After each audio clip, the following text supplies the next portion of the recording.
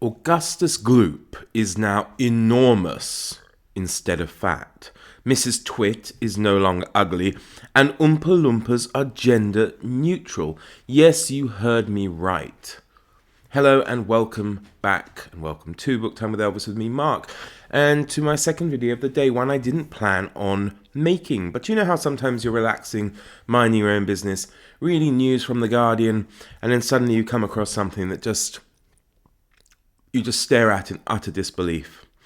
And this is an article, which of course I'll leave a link to down below, published today by the journalist Hayden Vernon. I don't know necessarily, I think they're just reporting on it. There doesn't seem to be any of their own views necessarily within this article, so I'm not going to have a go at them. But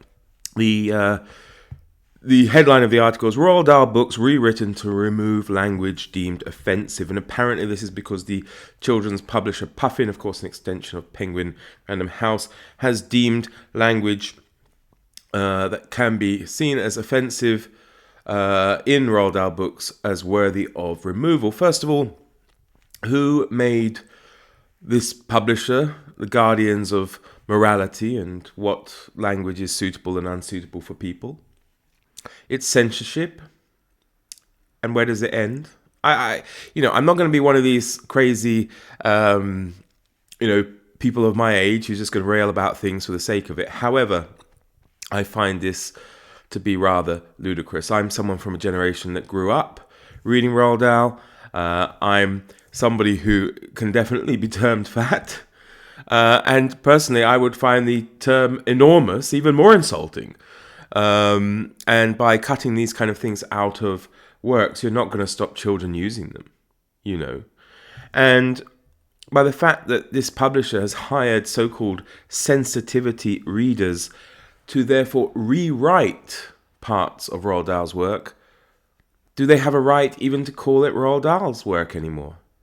You're not reading Roald Dahl, you're reading some 21st century goody two-shoes do-gooder who's just a bit too worried about diddums and things that obviously didn't affect any of us growing up. I am starting to sound like a grumpy old grandpa, I suppose, but I hope you can see what I'm trying to say. It's just surely a step too far. I'm probably a little bit emotional over this because, as I said, Roald Dahl was someone beloved to me as a child. And yes, there are things we can see as somewhat problematic in today's world, but it doesn't worthy being rewritten. You can put a warning on it. The parents can decide whether or not the child can take it, can read it or not. I read these books. I didn't run around calling people ugly or fat or being rude to people. I was brought up with manners, so I didn't have to be censored as a child. I knew the difference between saying something that was right and something that was wrong. And if I didn't, I soon did learn the difference. But, this is, I don't know. As I said, I just find it... Well, I don't know. Probably it's not beyond belief. But, apparently there's hundreds of changes being made to this text.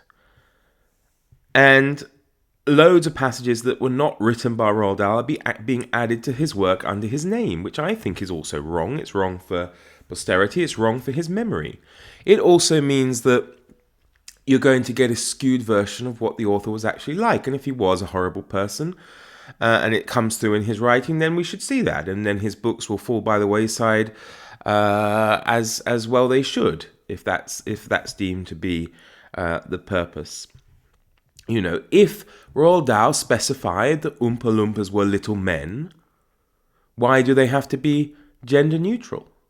If he wanted them to be men of some sort, why do we suddenly have to change it? I mean, for goodness sake, it's not like there really are Oompa Loompas, and their feelings are going to get hurt. Apparently in James and the Giant Peach, the centipede sings a song where Aunt Sponge was terrifically fat and tremendously flabby, and that Aunt Spiker was thin as a wire and dry as a bone, only drier, and however they've now been removed, those particular verses. Aunt Sponge is now a nasty old brute and deserved to be squashed by the fruit, and Aunt Spiker was much of the same and deserves half the blame.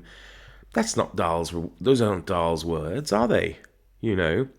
Apparently, female characters has been removed as it's deemed offensive. Where Mrs. Trenchbull, or Miss Trenchbull rather, was deemed to be a somewhat formidable female, she is now a most formidable woman. I can't understand it. Yes, that's right. Instead of small men, now Oompa Loompas are just small people. But this is what I don't understand. As I said, if an author intends something to be something, that's what they intended. You're insulting their legacy. You don't have a right to go through and censor their work, even in something that can be seen to be as trivial as Oompa Loompas. Because as I say, where does this kind of censorship end, and what kind of image are we having for this about this author's work in the future? Apparently, this is being done in conjunction with a charity called Inclusive Minds, and they said that they aim to ensure authentic representation by working closely with the book world and with those who have lived experience of any facet of diversity. Well, I don't know. However, the interesting thing is what the copyright page says on these works by Roald Dahl. The wonderful words of Roald Dahl can transport you to different worlds and introduce you to the most marvellous characters. This book was written many years ago, and so we regularly review the language to ensure that it can continue to be enjoyed by all today. Well, if that's the case, if you review and change and add other language, you are not reading the wonderful words of Roald Dahl, are you?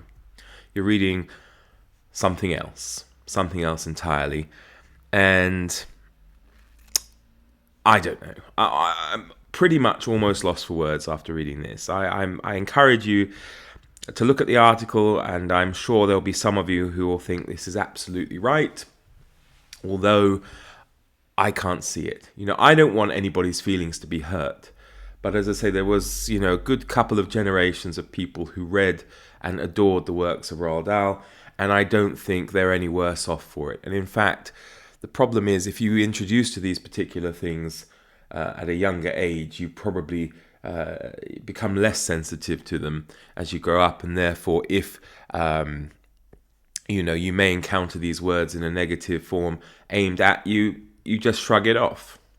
Whereas if you've been surrounded in cotton wool and protected from it, and then suddenly you hear it, because as I say, these children are not saying that somebody is fat because of Roald Dahl. They're saying it because they've heard it at home, they've heard their father or their mother say it, or they've heard it on something on television or something like that.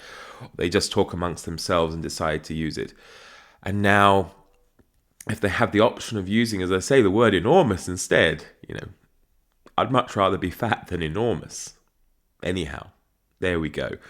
That's my little rant. Leave your comments and thoughts below. And I shall hopefully not be back again today. I'll have to just stay away from the news. Do take care, everyone. All the best. Bye-bye.